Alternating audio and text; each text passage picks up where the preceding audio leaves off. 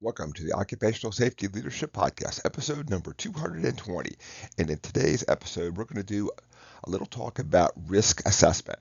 I know that most of the time when we think of risk, and obviously the podcast is called the Occupational Safety Leadership Podcast.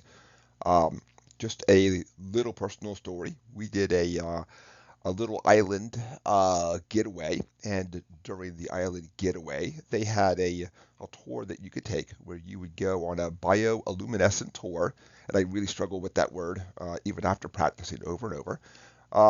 And so basically, when you get inside the water is probably 3 to 4 feet, if that. So you can always stand, but what they want you to do is to kind of float, look down with the snorkel, and as you're making waves, as you're kind of swimming and snorkeling, it's lighting up. So you do this whole thing at night, so you can really see good. So I know that it's snorkeling at night in very shallow water, so really good. But when we show up, of course, as a family, we go through the risk assessment um, process. Then, we start to sit down and just kind of as a family talk and say, okay, so they have these jellyfish sting suits, and of course the captain is like, you can wear it, you can not wear it, it's totally optional for you. Then he went over hey, here's the first aid kit for any stings. This is how we put it on, all that kind of stuff. Then, um, and then I didn't have to say anything, and my kids put the suit on. My wife did, me. But of a boat of probably about 40 people, I bet you probably only 10 or 12 of us put that thing on. So we go to the first stop. It's awesome, and we're having a great time and all that. Somebody gets stung by jellyfish, and the amount of people getting back on that boat was incredible. But the one thing I realized, of course, was, well, it's everybody who doesn't have a jellyfish sting suit on, And when you think about the risk assessment process, you're going to have a snorkel, so you're still going to have parts of your head exposed. Your face is totally covered up with the mask and the snorkel. Zips up really good, all that good stuff. Then, um, so people get back on the boat. Me and my family stay out because not only have we not seen one, but we have the suit on, so we have a lot of confidence in this whole thing. At some point in time, it's time to go to the next stop, so hop back on the boat.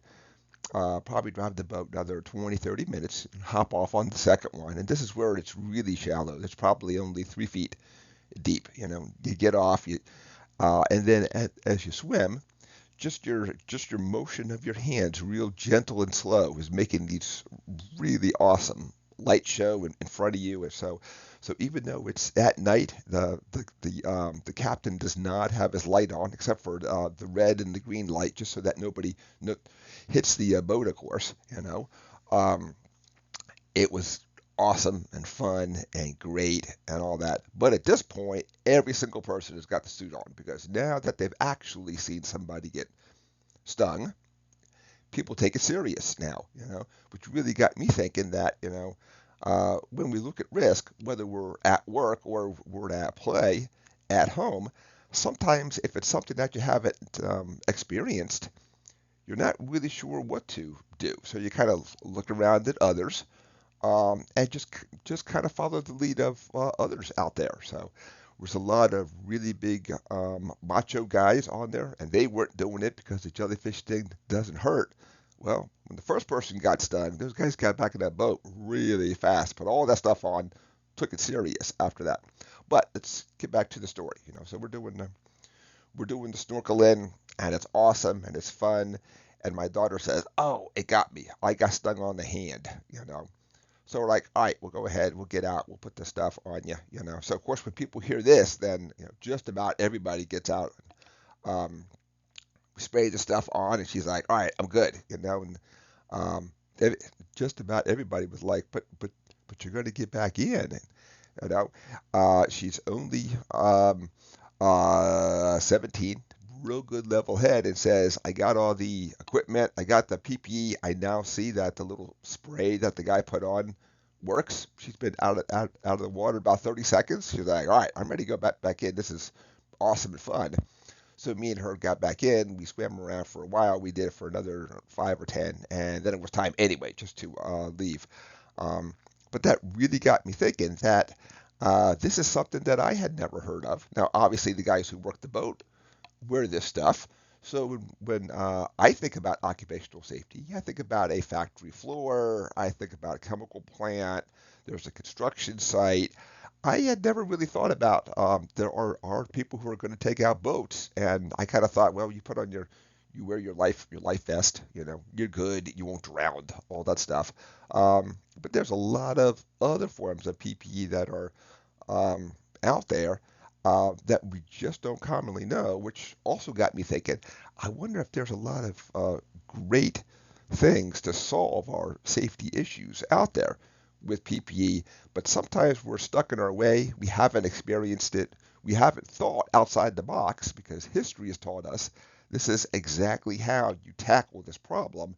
Maybe what we have to do as a whole industry, of course, is to really sit back and say, how do I really tackle this whole problem, as opposed to I covered it up enough, I lowered the risk enough. In a ideal world, it would be awesome that the risk was zero. So that's not going to happen. But I think we can do a much better job out there. So at this point, I'm just kind of rambling on, but I just wanted to tell this personal story that we do risk assessments when we're not at work too. We may not be looking at a chart and a graph, and we may not be documenting it, so we're going to stick it in the spreadsheet and we're going to like archive it. And so we don't always do that, but no matter what, we're always doing a risk assessment just as we go through our everyday life. And with that, I want to end. I want to thank everybody for joining me. This was episode 220, where we talked about a little risk assessment and adventure that me and my family did, and we wore the Jellyfish Sting PPE. Worked awesome and great, and I really kind of sat down and thought about it, and I'm not sure how that I could really engineer out this, except that maybe there was like a glass bottom boat.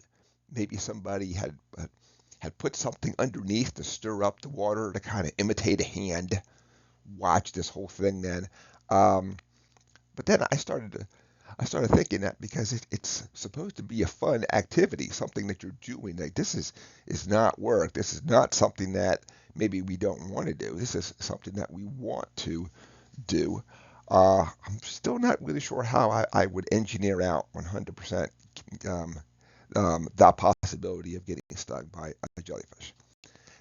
So thank you for joining me and have a safe day.